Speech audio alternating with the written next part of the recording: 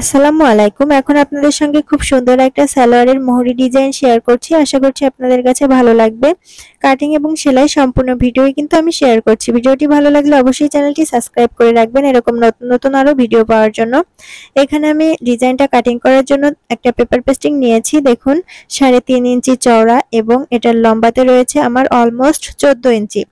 তো সালোয়ারের মোহরি যতটা চওড়া থাকবে অতটা নিলেই হবে। আর এখানে 2 ভাঁজ করে রাখা আছে দুইটা পায়ের জন্য।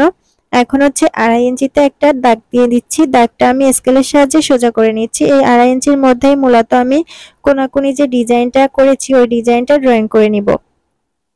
আর পেপার পেস্টিংটা দুইটা ভাঁজ করে নিলাম, এই যে মাঝখান দিয়ে ভাঁজ করে মিডল বিন্দুটা বের করে নিলাম।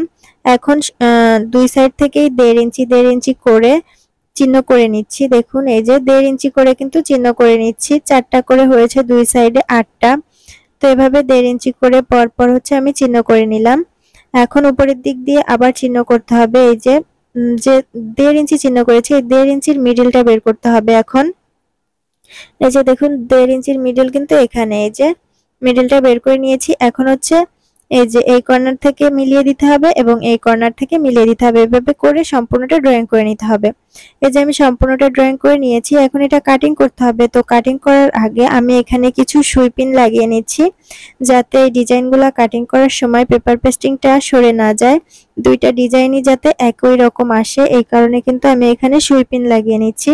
আপনারাও চাইলে সুই পিন লাগিয়ে নিতে পারেন, আবার না চাইলে নাও লাগিয়ে নিতে পারেন। তো সুই পিন লাগিয়ে নেওয়ার পর আমি আমার ডিজাইন অনুযায়ী পেপার পেস্টিংটাকে কাটিং করে নিচ্ছি। এখান থেকে দুইটা পায়ের জন্য দুইটা পেপার পেস্টিং বের হবে।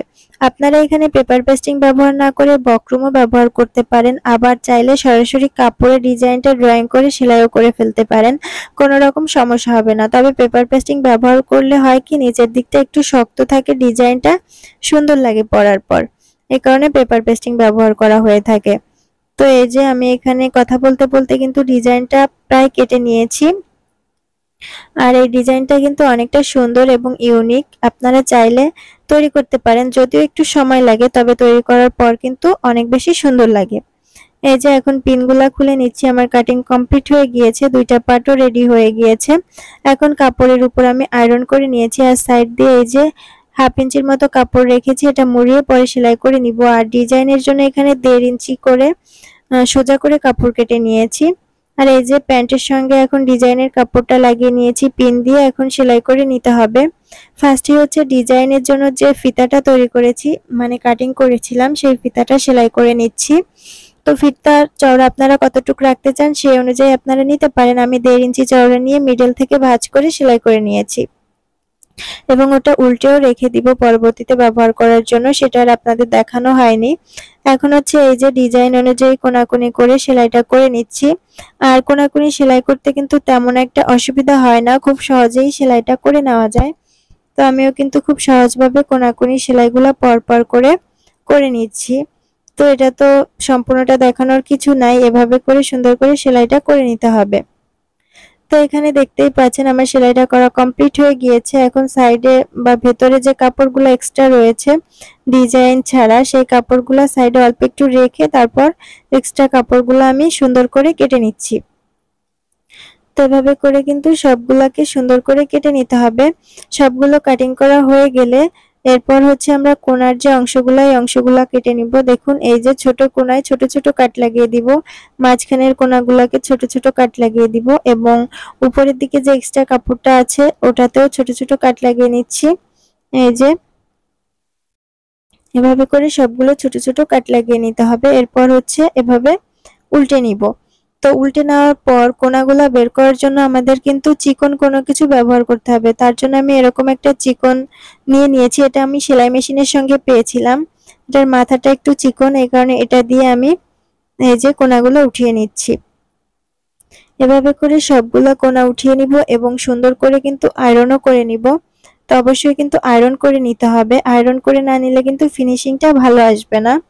এই যে দেখুন এভাবে করে সবগুলো উঠিয়ে নিব।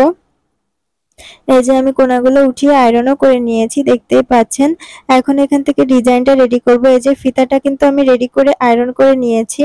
এখন এখান থেকে কিভাবে লাগাবো সেটা আপনাদের দেখিয়ে দিচ্ছি। দেখুন এই যে এভাবে করে কিন্তু আমরা এখানে দুইটা পার্টে ফিতাটা লাগিয়ে ডিজাইনটা করে নিব। তো ফিতাটা লাগানোর জন্য আমি এখানে ফেব্রিক গ্লু ইউজ করছি।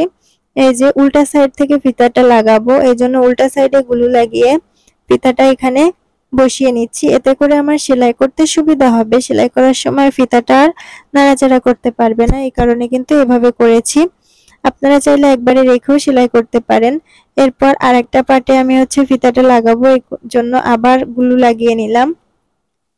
এই যে এখন এটার উপর দিয়ে আবার আরেকটা ফিতা রেখে দিচ্ছি। এই যে এরপর ফিতাটা আয়রন করে নিব। আয়রন করে নিলে আঠাটা খুব দ্রুত সেট হয়ে যাবে।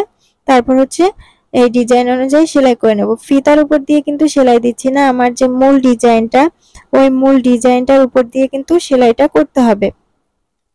শুধুমাত্র যে দুইটা ফিতার উপর দিয়ে সেলাই দিয়ে দেবো তেমন কিন্তু হবে না, মূল ডিজাইনটার উপর দিয়ে সেলাইটা করতে হবে। তো এই যে আমি মূল ডিজাইনটার উপর দিয়ে সুন্দর করে সেলাইগুলা করে নিচ্ছি। তো আপনাদেরকে দেখিয়ে দিলাম কয়েকটা সেলাই করে, এভাবে করে সবগুলা সেলাই করে নিতে হবে। আর এই যে পেস্টিং এর যে উপরে ফাঁকা অংশটা, এই অংশটা আমি এখানে সেলাই করে নিচ্ছি। এখানে আপনারা চাইলে হাতের সেলাইটাও দিতে পারেন। এই যে আমার প্যান্টটা কমপ্লিট হয়ে গিয়েছে। কেমন হয়েছে কমেন্টস করে জানাবেন। ভিডিওটা ভালো লাগলে চ্যানেলটি সাবস্ক্রাইব করে রাখবেন এরকম আরো নতুন ভিডিও পাওয়ার জন্য। আজকে এখান থেকেই বিদায় নিচ্ছি। আল্লাহ হাফেজ।